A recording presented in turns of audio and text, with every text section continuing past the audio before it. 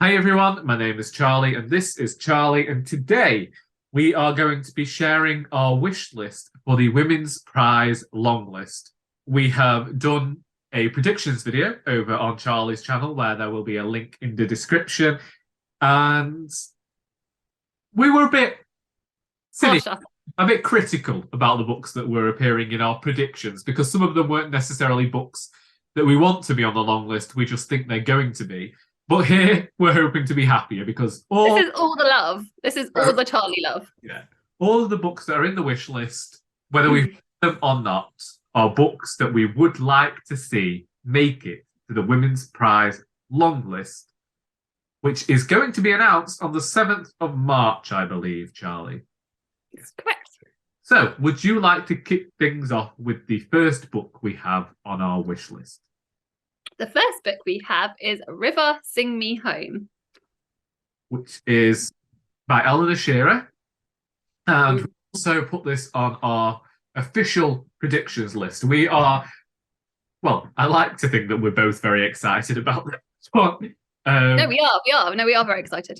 And it is set in Barbados, British Guyana, and Trinidad, and follows a woman called Rachel who is trying to find all of her children, well, her five children being sold into slavery after they've announced the Emancipation Act. But she's fled from where she lived because, where she was being held, because she's learnt that she will have to remain on, is it a plantation? I can't remember. Yeah, on the plantation for another 7 years. And she's not doing that. She's going to go and find her children. And Charlie and I think it reminded us of our favourite things that we have read in the fiction.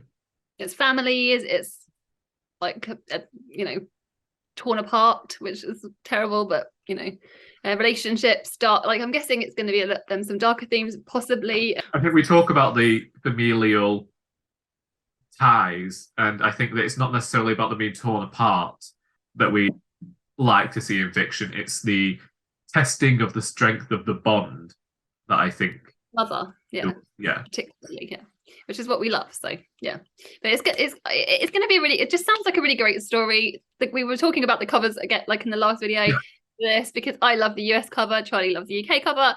Let us know which is your favorite in the comments below. Personally, I'm all here for the birds that remind me of the Lion King, but I like they're both incredibly colourful. They're both beautiful covers, but I love the US one. We love it.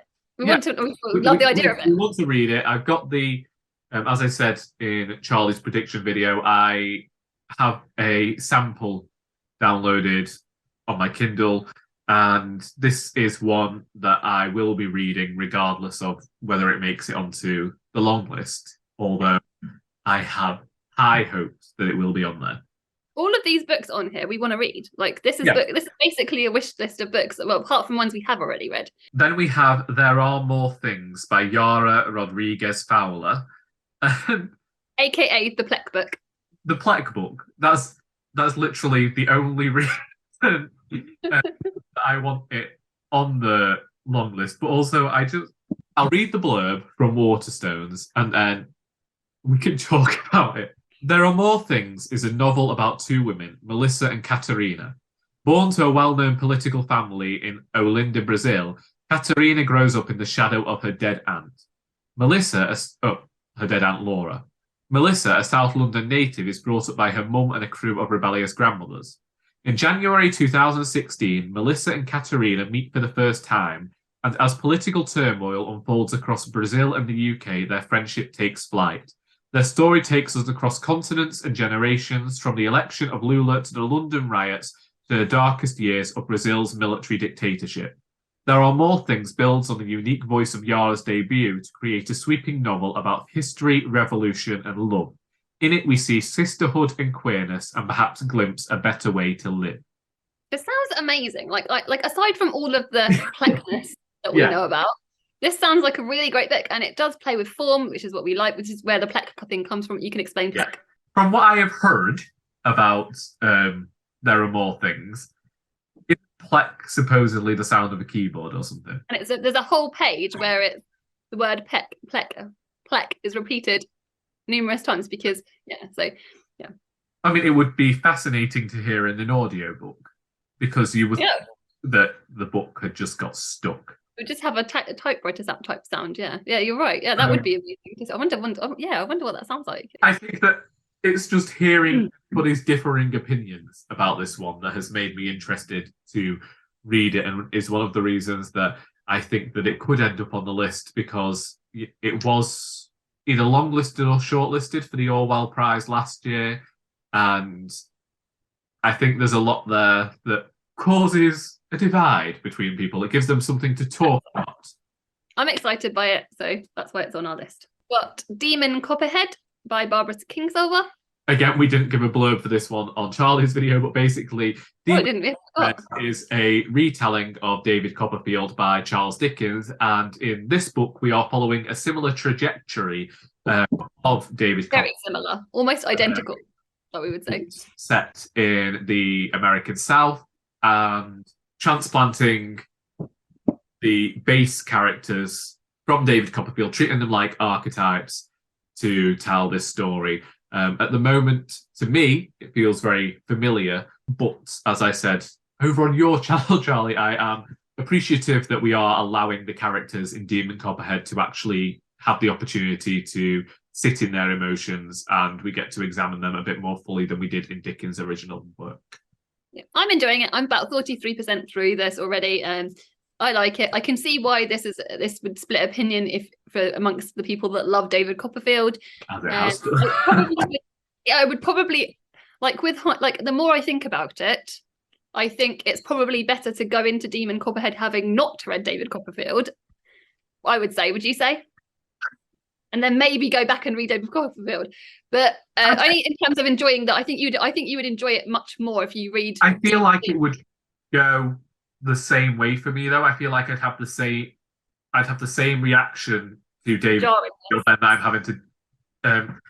Well, I actually, if I read Demon Copperhead first and then I went to David Copperfield, it might make it more difficult to read David Copperfield then, because I might be like, oh, well, this one was so much faster and modern than that. I don't know. I don't know what the best way to recommend it is. But yeah, definitely don't read both these books back to back. Don't read them back to back, because it would just be. It's been 2.5 years since I read David Copperfield, and I'm still finding myself.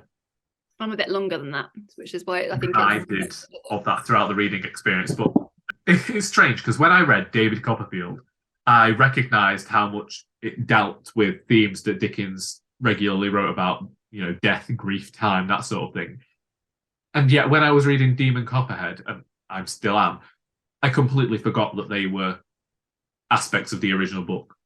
And so when certain things are happening in this one, and you're actually getting to see them on the page, which is something else you didn't get to do then, I should have known that this was going to happen. So there's still an element of surprise there, because there has been a bit of forgetting. But yeah, I don't mind that. I don't mind having I'm the kind of person that like I said on my channel, I've done weekly reads, and I've been watching the Marple shows, and I don't mind knowing all the spoilers and knowing all I don't mind any of that, and then going back and reading the original text.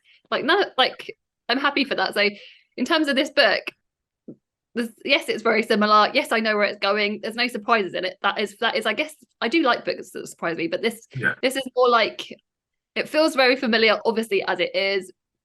I don't mind that. It doesn't bother me. It's just a scope thing as well for me. It's one of those where when I read David Copperfield, there were things that I wanted to happen that didn't happen. And I feel like Kingsolver doesn't necessarily have to stick to the original narrative. She does have the place that she could go back and maybe address some of the things I didn't like about that first book. And we'll see how that goes. I can't imagine that she's going to differ it, though. I don't think I think it's just divert from that original. It's literally, this is what the story, you know where it's going. Yeah, that's fine. Yeah, some people that could be a problem. For some people, it could be a favourite. We'll see. As once again, as we're seeing between the two of them, we could have a very long discussion as we have about this. Just on the book alone, which we probably will do if there's more discussions on this book if it gets on the long list. So exactly. Then we have A Spell of Good Things by Ayobami Adebayo. What I described almost like Romeo and Juliet set in modern Nigeria. I'm not going to read that blurb again. This is an author that has previously been longlisted and then shortlisted, and it's a book that I loved so much when I read it. Charlie, not so much, but I'm just contentious. That's fine. I loved her character, but the characterization of Stay With Me, I loved the plot with it. I thought the pacing was perfect. I just adored that book. So as soon as I heard this book was being announced, like I was straight away. This was probably the first book I pegged for the Women's Prize in terms of the longness, and I think the same for you, really. Oh yeah, no. Despite the fact that Stay With Me, I thought that A Spell of Good Things definitely was in with a chance of being on the long list. And the issue when I read Stay With Me was I've been looking forward to that book so much, and then so many people started reading it due to the Women's Prize. And then I got around to reading it, and because it had been so hyped up and so many people had talked about how fantastic this book was, I ended up let down because I think that by then my expectations were so high that the book had no chance matching them. But I did maintain and have continued to maintain that I would read what the author wrote in future.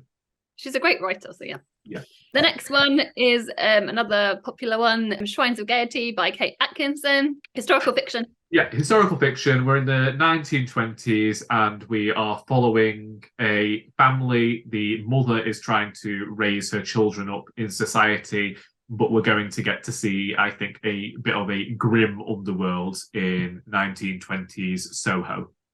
Yeah. And kind of like does what it says in the tin, isn't it? This book. Yeah.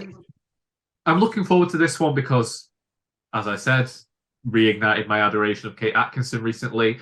But also, she's taken this turn towards historical fiction, I've noticed recently, with Transcription, Life After Life, and A God in Ruins.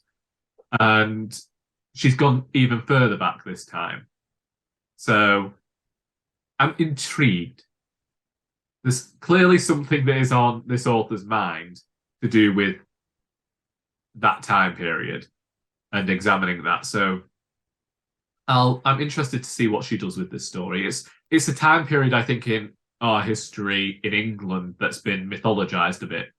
And everybody seems to look at as almost like this glory days between the two wars where everybody was being frivolous. And as I say, I'm just interested to see what Kate Atkinson does with that. I've already got 2 reserves on this on my borrow books. As I said on my last video, I've got the e-copy reserved and the audiobook reserved. So because there's such a long wait list for them, so I reserved them ages ago because, as we know, with libraries, this is what happens. So which we're very grateful for. But yeah, and Charlie already has the physical copy of it. I do. I got it in a sale. Have you got it on your Kindle as well? No, this one I just have the physical copy of, but it's one that I knew that would get put in the Waterstone sale, so I just waited until that happened on Boxing Day. Then we have Maame or Maame by Jessica George. We found, if you read the American blurb, it seems to be entirely different to the UK blurb, and you'll get a different opinion based on that. But it seems to be about this young woman who is one thing to her family, but she's choosing to speak up for herself and make her place known in the world. From what I've read in the UK blurb. It's one that, like, when we read the US one, so yeah. Again, Charlie will link, sorry, Charlie. Yeah, I'll see if I can find the US blurb now, actually, whilst Charlie talks about it. Yeah. So we first heard of this book when we did our Charlie Christmas crackers. It was on one of the anticipated releases lists, and it piqued my interest then. And I was like, oh my god, this sounds like such a Charlie book. Even Charlie thought that as well. And yeah, and I've heard since then, I've heard reviews of it and really positive things. I think this is getting a lot of buzz at the moment. I'm excited for it. I don't think it comes out till March though, so I think it's the 3rd of March, is it, that it comes out? I've got it written here that January the 31st, 2023, but that could have been in America. Yeah, because you're looking for the American. Yeah. Yeah, this comes out. No, I'm lying. It comes out the 14th of February. So actually, by the time you watch this, it will already be out, I think. The American blurb is as follows. It's fair to say that Maddie's life in London is far from rewarding. With a mother who spends most of her time in Ghana, yet still manages to be overbearing, Maddie is the primary caretaker for her father, who suffers from advanced stage Parkinson's. At work, her boss is a nightmare, and Maddie is tired of always being the only black person in every meeting. When her mum returns from her latest trip to Ghana, Maddie leaps at the chance to get out of the family home and finally start living. A self-acknowledged late bloomer, she's ready to experience some important firsts. She finds a flat share, says yes to after-work drinks, pushes for more recognition in her career, and throws herself into the bewildering world of internet dating. But it's not long before tragedy strikes, forcing Maddie to face the true nature of her unconventional family and the perils and rewards of putting her life on the line. Smart, funny, and deeply affecting, Jessica George's Maame deals with the themes of our time with humour and poignancy, from familial duty and racism to female pleasure, the complexity of love, and the life-saving power of friendship. Most important, it explores what it feels like to be torn between two homes and cultures, and it celebrates finally being able to find where you belong. I mean, that does sound like a better blurb than the UK one that you've already It's entirely different to the UK blurb. It actually reminds me of why we were interested in it in the first place, which, again, the familial bond thing. I feel like you said it's like it's a younger lady living at because potentially living at home again, families dynamics. So this sounds really, really good. I'm really excited for this. 100%, whether it makes the long list or not, I'm getting it. I'm reading it. Yeah. The next one is Babel, and Charlie has already spoken about this on his channel, but you can quickly give a blurb to it. Yeah. So I don't know whether it's Babel because people have started saying Babel all over the place, but it's Babel. It's gotta be Babel. I'm sorry. I've even seen the author call it Babel, and I'm like, no, I'm sorry, I can't be doing this. You can call it whatever you like, but for me, Babel is B-A-B-B-L-E, and I'm not about to change that for anybody. So we're having a Babel over here. We're having a Babel of a time. And this book follows the character of Robin Swift, who that isn't his original name. He is adopted from Canton by an English professor who quickly decides to teach him different languages. There is silver work at play, which are these blocks of silver that can be imbued with certain words that will give them magical potential. So if you put them on a carriage, it would make the carriage go faster. People use them in fishing to get a bigger catch, that sort of thing. But then the book goes on to discuss colonialism, supposed aspects of dark academia. Having not read much of the genre, I couldn't say that myself. For me, regardless of my issues with this book, which came from having read Yara Kuang before and thinking that this book fell into a few of her familiar storytelling techniques, I still think that it is a book that should be on the long list for everything that it's talking about. Yeah, that sounds good. And I'm very excited for, again, we've said about this, her release that's out in, I think it's June or July. It's called Yellow Face, I think this author has written. Yeah, so we're so excited for that. And some people are already getting arcs of that. I've seen them around. We're unlikely to get them ourselves, but yes, interested in seeing where this author's career is going. Yeah, definitely. She seems to dip in and out of different genres. It sounds, it's good. Yeah, I like that. Then we have Wandering Souls by Cecile Pin or Cecily Pin. It's a long blurb, so bear with me.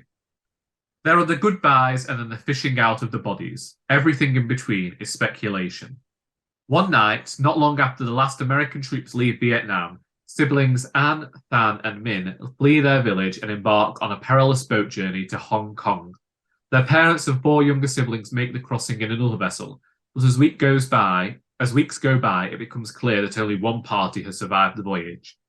Anne, Than, and Min suddenly find themselves alone in the world, without family or home.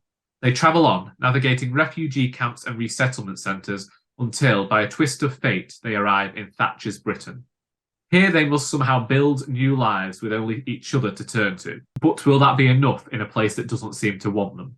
In this piercing debut, the siblings' faltering journey is deftly interwoven with the voice of their lost younger brother Dao, following them from a place between the living and the dead, and the records of an unknown researcher intent on gathering together the strands of their story. Revelatory and inventive, Wandering Souls paints a heart-wrenching portrait of a family in unimaginable adversity while exploring the powers of stories to heal generational wounds. It heralds the arrival of an essential new voice in fiction.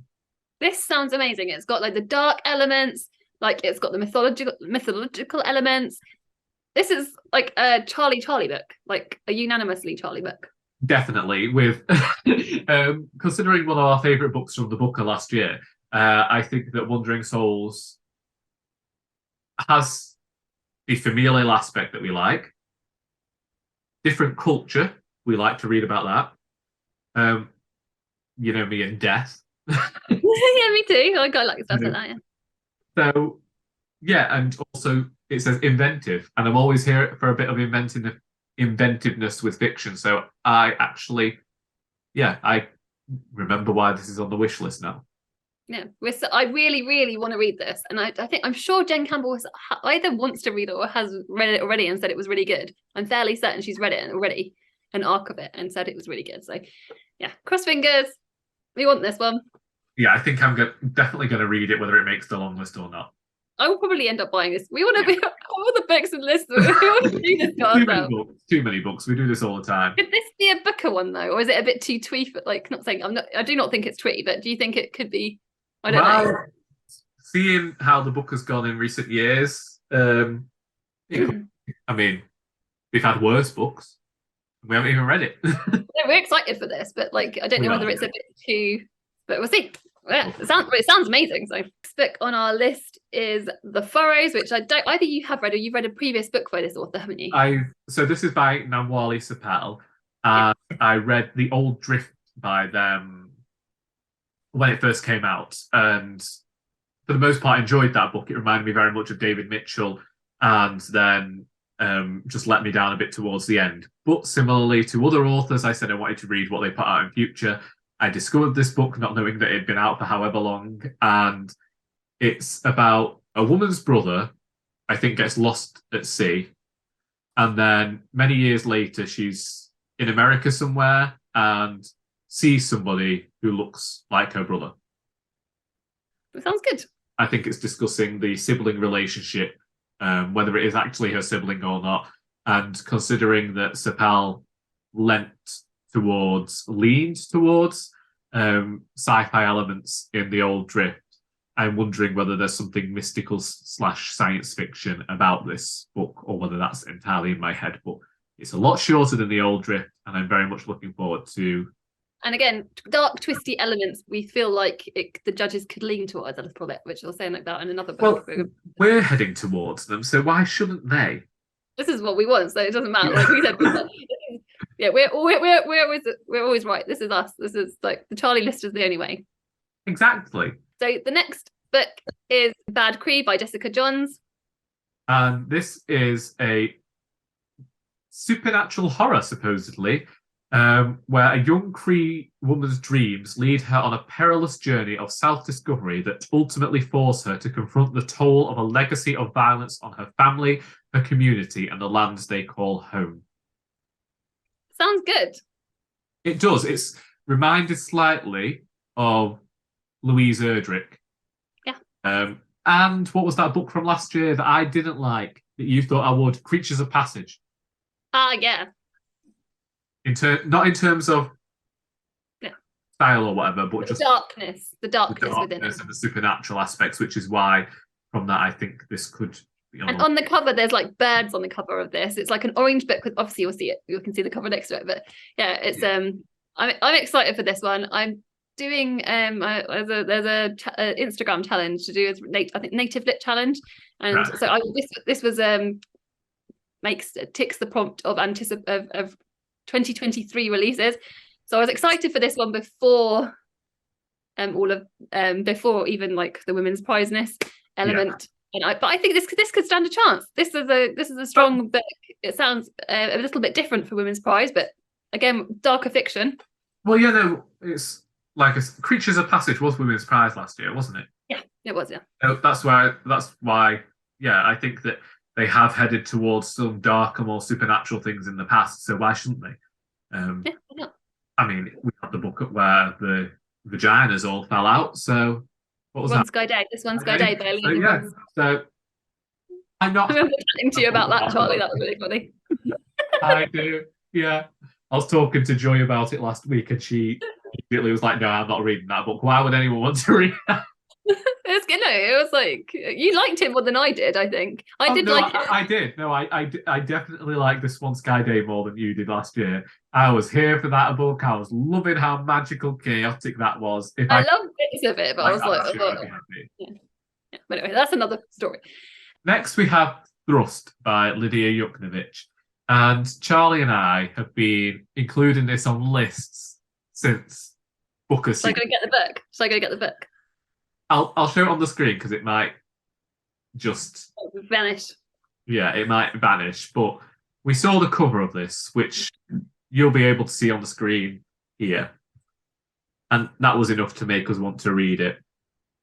But Lidia Yuknavitch has an unmatched gift for capturing the stories of people on the margins, vulnerable humans leading lives of challenge and transcendence. I added another syllable there. It's because I'm from the north. That's all right. Now Yuknavitch offers an imaginative masterpiece, the story of, it's spelt funny, but I'm going to call Alicia for now, a motherless girl from the late 21st century who is learning her power as a carrier, a person who can harness the power of meaningful objects to carry her through time. Sifting through the detritus of a fallen city known as the Brook, she discovers a talisman that will mysteriously connect her with a series of characters from the past 2 centuries. A French sculptor, a woman of the American underworld, a dictator's daughter, an accused murderer, and a squad of labourers at work on a national monument. Through intricately braided storylines, Alicia must dodge enforcement raids and find her way to the present day, and then finally to the early days of her imperfect country to forge a connection that might save their lives and their shared dream of freedom. We're here for this. We've been wanting this book. We've been pushing championing this book for the longest time. And we haven't even read it yet. No, we haven't read it. That's the worst part about it. We've been talking about buddy reading this since Booker season last year, since we first mentioned it in June, because you got it me for my birthday. And we haven't. And it's like, but regardless, the book we'll keep this book. We'll cherish this book. The cover of this book is amazing. Regardless if we like the book or not, we love this book. Exactly. UK cover does it a disservice. The UK cover does do it a disservice, but the UK cover is very much what you'd expect from a UK cover. In fact, I think that a lot of people wouldn't necessarily like the American cover. They might think it's a bit basic because, of the way the woman looks on the cover, but those people are wrong and those people are idiots. This book was sold to us on the cover alone, and since then we've been championing it. We've been championing it without having read it. At all. Which just sounds we're saying to everybody, read this book, look at this book, buy this book, and we ain't never done read it. And we can read it and literally within 2 sentences hate it. Which could happen with us. That's true. What we'll do is we'll just have to hide from everybody, like, oh yeah, love that book. Or in fact, we won't even do that. We'll just be like, nah, just didn't get the time for that one. Yeah, we'll lie. We just have to lie. What have we got next? Someday Maybe. By Onyi Nwabineli. I think from what I gather about this is about grief. It's content warnings for suicide. So I think it's her husband's died and it's sort of the tale of her grief and how she sort of comes out the other side of it. I'm not entirely sure, but yeah, it sounds like you're correct from what I'm reading here. It's also being published by One World, who previously have published a few books that I have rather enjoyed. So I'm hopeful for this one. Yeah. I don't think we've got a lot to say about it, but it's I think it will be a very hard-hitting book. I mean, it's as we know, and I have talked about on this channel regularly, I like to see how grief is examined in fiction. I like to see how grief is written about. This is perhaps a more difficult grief. It's not necessarily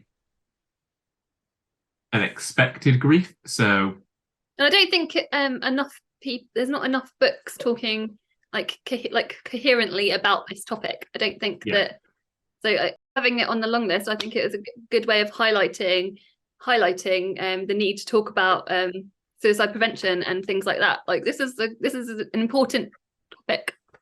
Talks about examining the past of the marriage. So I think that hopefully, I mean, I say this like this because it's not really a hope, but it would be good to see men's mental health discussed in fiction as well.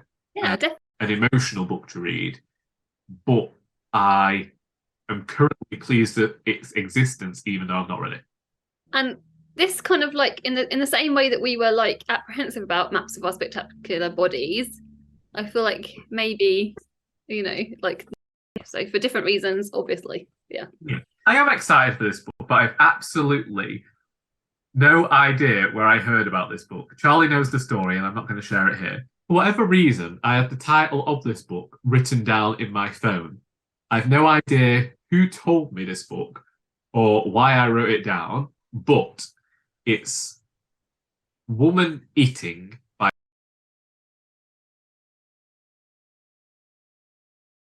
Lidia is hungry. She always wanted to try sashimi, ramen, onigiri, with sour plums stuffed inside, the food her Japanese father liked to eat. And then there is bubble tea and the vegetables grown by the other young artist at the London studio space she is secretly squatting in. But Lidia can't eat any of this. The only thing she can digest is blood.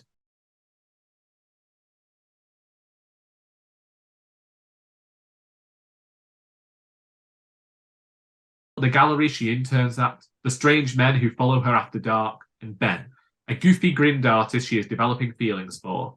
Lidia knows that they are her natural prey, but she can't bring herself to feed on them. If Lidia is to find a way to exist in the world, she must reconcile the conflicts within her, between her demon and human sides, her mixed ethnic heritage, and her relationship with food and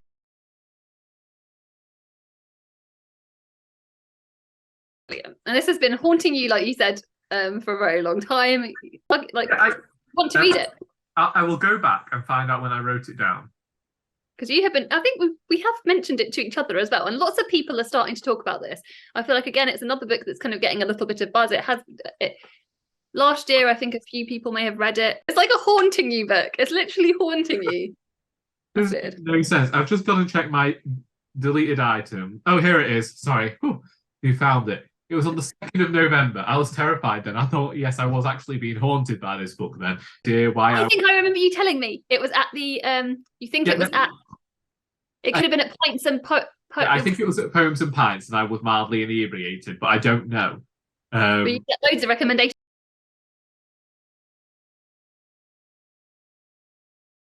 Been when I went to Congleton Library and I read From an Heir to Murder, but I think that was a week or so later.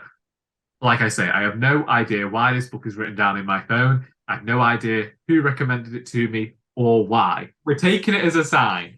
Charlie is, as we know, psychic. So I feel like... Don't be saying these things. I don't want to be known as a book choose mystic Meg. Based upon your psychic nature, I'm going to say Women Eating by Claire Kohda is that one. It's cursed us now. It definitely won't be on there. The next book is People Person by Candice Carty-Williams. This is a wonderful story that I read. It was one of my favourite books. It's a really, really brilliant book. And it's 5 siblings. The main one being Dimple, I think. And yes, you're right. There's the incident that happens to come together. They're half siblings. And Cyril Pennington is their father. And they've been united through this event that's happened to Dimple at the beginning of the book. And then from there, the plot goes mad. I don't want to spoil it. All the individual siblings in this.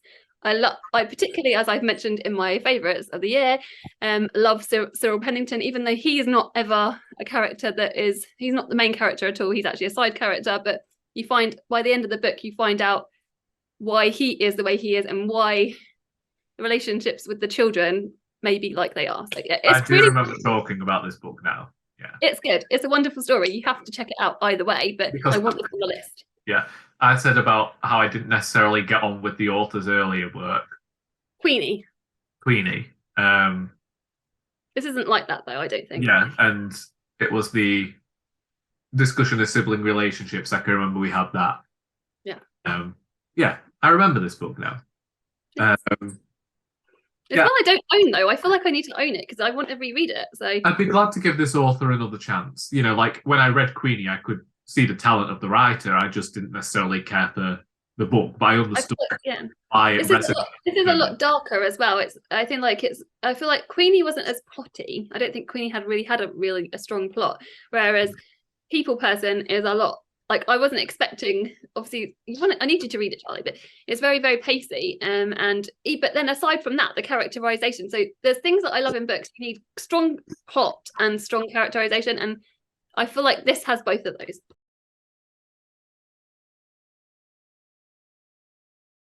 A little longer than a few minutes later. It is now a week since Charlie and I recorded this video, and unfortunately, whilst editing, I've discovered that we are missing the last 10 minutes of footage. Due to the fact that my illustrious colleague Charlie is unavailable today, I am going to share with you the final 2 books that made it onto our wish list.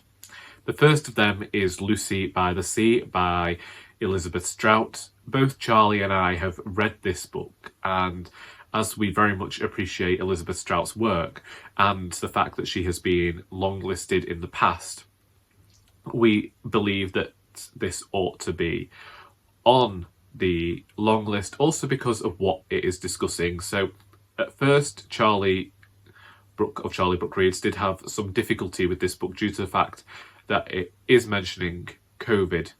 It's set during that period in early 2020 when we didn't really know what was going on. There was a lot of anger in the public and a lot of frustration. And obviously we lost people. We lost a lot of people during that time. And this affected Charlie more than I say it did for me. But in our original discussion, we did talk about the fact that I had read a few novels about this time and related to the lockdowns and everything going on in this country, even in America. So not saying I was desensitized to it, but they had been somewhat harsh and violent in their telling, whereas Lucy by the Sea is written in that Strout fashion where you feel a connection to the protagonist. So whilst it was difficult to read what the characters were going through, it was almost easier for me because I'd seen how harsh other writers had written about this subject. The next book and the final book that we had on our list is The Swimmers by Julie Otsuka. Originally, I thought that this book, also based on the cover, was going to be similar to The Lido by Libby Page, because I thought it was going to be about a community coming together and saving a local swimming pool. It's not that. So our protagonist has Alzheimer's, I believe, and the local swimming pool is one of the regulatory things she does that keeps her in a routine and keeps her mind going. And when it closes, the book begins to follow this character's decline, and it's, I believe, from the perspective of her daughter who is watching this happen. And so when I read this blurb, originally I think it was on our predictions video and it made it onto our wish list as well, I was just shocked by how dark this seems to be. I'd just mean dark in terms of the themes. I think it's going to be difficult to read, I ought to say. I think quite a few of us can empathise with the experiences of the protagonist that are referenced in the blurb. It suits the sensibilities of myself and Charlie because we often talk about liking to read about families and the interplay of familial relationships.